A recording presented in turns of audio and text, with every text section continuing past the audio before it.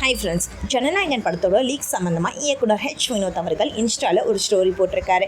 அதாவது ஜனநாயகன் படத்தில் இருக்கிற ஒவ்வொரு காட்சியும் ஒருத்தரோட கனவை தாங்கின்னு இருக்குது. அண்ட் ரிலீஸுக்கு முன்னாடி அதை லீக் ஆகுறது அப்படிங்கிறது பெயின்ஃபுல்லான ஒரு விஷயம். ஸோ தயவு செய்து அதை யாரும் ஷேர் பண்ண வேணாம் அப்படின்னும் ஆதரவு கொடுங்க அப்படிங்கிற மாதிரி மனவேதனையோட ஒரு ரெக்வெஸ்ட் வச்சுருக்காரு. அதுவும் இந்த ஸ்டோரி பார்த்தீங்கன்னா ஃபஸ்ட்டு 5 நிமிஷம் லீக் ஆனப்போ போட்டது. அதுக்கப்புறம் நிறைய காட்சிகள் வெளியாகிடுச்சு. ஸோ அதை பார்த்தெல்லாம் இன்னும் வெறுப்பாயிருப்பாரு. இந்த படம் லீக் ஆனது தளபதிக்கு மட்டும் பாதிப்பை ஏற்படுத்தாது. இந்த படத்தில் ஒர்க் பண்ண தொழில்நுட்ப கலைஞர்கள் எல்லாருக்குமே ஒரு மிகப்பெரிய அடிதான். ஏன்னா படத்தை இவங்க தான் கரெக்டாக ப்ரொடக்ட் பண்ணி இருக்கணும் அப்படிங்கிற மாதிரி ப்ரொடக்ஷன் சைடில் இருந்தும் சொல்கிறாங்க. மெயினாக எடிட்டர் அண்ட் டைரக்டர் மேலே தான் பழிவிழும். ஏன்னா படத்தோட போஸ்ட் ப்ரொடக்ஷன் நடக்கிற எங்கே இருந்து படம் லீக் ஆகிருக்கும். மற்றபடி ரீசெண்டாக ரிவைசிங் கமிட்டிக்கு படத்தில் ஒரு ஷோ மட்டும்தான் போட்டு காட்டியிருந்தாங்க. பட் அங்கேருந்து லீக் ஆகிருந்தால் ஈஸியாக கண்டுபிடிச்சிருக்கலாம்.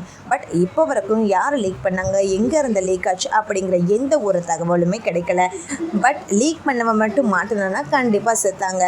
டெக்னாலஜி என்ன தான் வளர்ந்தாலும் அது லீக் ஆகுறதுக்கு மட்டும்தான் ஹெல்ப் பண்ணுது. யார் லீக் பண்ணால் எப்படி லீக் ஆச்சு அப்படின்னு எந்த ஒரு இன்ஃபர்மேஷனுமே கிடைக்கல. படம் ரிலீஸ் தேதிக்கு முன்னாடி நாள் தாங்க ரிலீஸ் ஆகும். அதுவே படத்துக்கு ஒரு மிகப்பெரிய தலைவலியை கொடுக்கும். பட் ஆனால் இன்னும் ரிலீஸ் தேதியே ஃபிக்ஸ் பண்ணலை. சென்சார் சர்டிஃபிகேட்டும் இன்னும் கிடைக்கல.